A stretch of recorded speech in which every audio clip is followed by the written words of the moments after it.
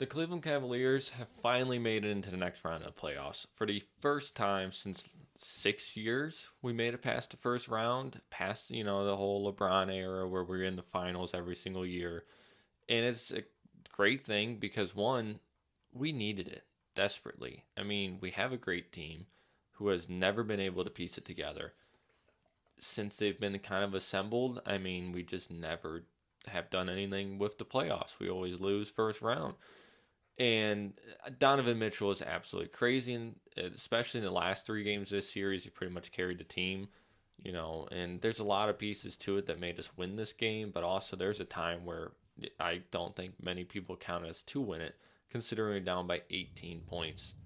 So it's a great thing for the city of Cleveland. Cleveland's to me at a peak right now in sports, and I'm pumped to see it. I mean, it's a great thing. You got the Guardians who are in first place. You have the Cavs who are going to the second round. You got the Browns who last year went to the playoffs. This year should hopefully come back even better, which is everything you want in a city. I mean, we just had so many events going on, and it's a great thing to see. Like, comment, subscribe. If you're a Cleveland fan, especially, comment, what you think of everything going on right now because it is absolutely crazy. I mean, we for years had no good teams unless it was the Cavs with LeBron. I mean, we had the 90s with the Guardians and back then a little bit better football beyond before then. I mean, we've been trash ever since we came back. But the point of this video is to the Cavaliers. I mean, you were down 18. First off, you just looked like you never have heart and soul in any game. I think that's a big issue. Today, it seemed like there was more of that. It seemed like the whole team wanted to win. It wasn't just one player wanting to win. Jared Allen was out. Jared Allen's been criticized before about how soft he is in the playoffs. He's been out for 2 games now, if I'm correct, maybe 3. But the point is, Evan Mobley stepped up to the plate. 5 blocks, 16 rebounds today. The defense in the fourth quarter is absolutely insane. Darius Garland even had good defense in the fourth quarter, which is kind of, to me, shocking. I'm not a huge basketball guy, but I watch the playoffs once in a while. And it's just nice to see the Cavs move past the first round because everyone, kind of was just suspecting after they kind of blew a lot that it's another year. They're just going to do it. Donovan Mitchell's probably going to be gone. Then what does the team do? You got Mobley, you got Garland, but Mobley's a buildable piece. I don't know if Garland is the next, there's the tiers. I don't think Garland's good enough, and correct me if I'm wrong, to be a centerpiece of a team. I think he's good. He's a great player, but unless he develops, he's not like the guy who's going to carry you. Donovan Mitchell is that guy, and that's why the Cavs went and got him. And it's great to see they finally make it. Unfortunately, we face Boston, and Boston is by far probably one of the biggest juggernauts, on this side of the Eastern. They're a tough team to beat. I mean, all the way around. There's no ifs, ands, or buts around it. Do we win that series? I hope, but I don't know. I mean, if you look at their team, they're just a well put together team who also spends a lot of money. And they have a lot of pieces who have been around for a good amount of time. They work with each other really well. They complement the coaching. The biggest thing with the Cavs, and I think most people say it if you're from Cleveland, is it's just the coaching's always interesting. We've never, I think, I think Bickerstaff has been good. Again, I'm not gonna critique a coach because I don't know anything about basketball. I don't know how you coach basketball. All I know is something wasn't working because one, you started off hot, you kind of fizzled out a little bit. There's the debate at the end of the season. Did they lose the game to face Orlando? Supposedly the weaker opponent. It's a lot of question marks. And the thing to me, moving past the first round just solidifies so much more.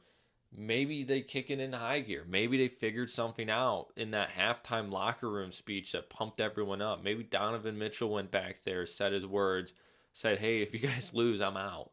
Like, if you want me on this team next year, you're going to go out there and win. And one, he just absolutely went off. I think they said he had 150 points across the past 3 games. It was the biggest deficit comeback in NBA playoffs since 97, 98, I believe was the season. There's a lot of good. There's a lot of good things at the end of the game. The beginning, I thought it was a total wash. It looked like they didn't come to play. It looked like they weren't going to be doing it. But it's just crazy that Cleveland has been able to now have one success in the Cavaliers organization. Not that it's been championship level of any of the teams, but the fact that we could have three playoff teams all in the same year, which I think would be one of the few times Cleveland's done it, it would be amazing. I mean, the Guardians look good. I think they're going to slow down a little bit, but I think they're good enough to make the playoffs by far.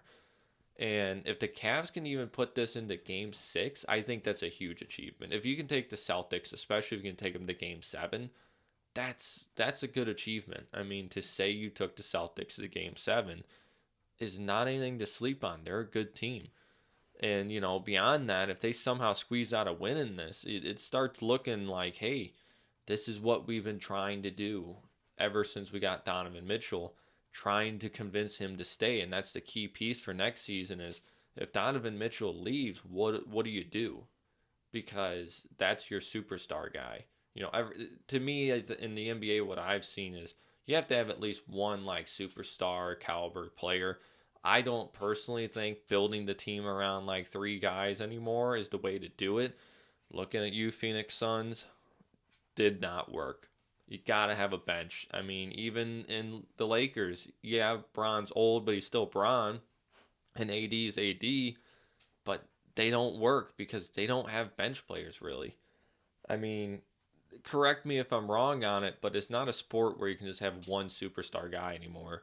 LeBron did it for us for years, but that's LeBron James, generational player who some say is the best in basketball of all time.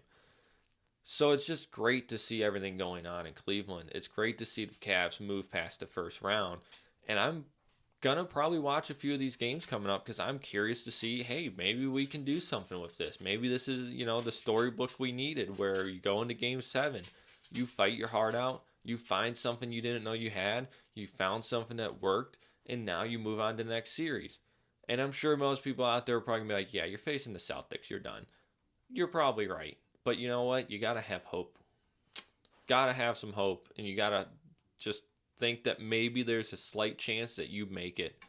And if we do, and we wind up, in the conference finals, let's do it. I would love to see us in the finals. Will it happen? Probably not. But hey, who knows? Anyways, like, comment, subscribe. Let us know what you think. If you're a Cavs fan, let me know my take on whatever I probably said wrong. But again, I love Garland. I love Mobley. Donovan Mitchell's a great guy. He dropped some serious freaking games and points. Hopefully they build on what they just did today, keep that momentum rolling, and let's see where we can go. Thanks for watching.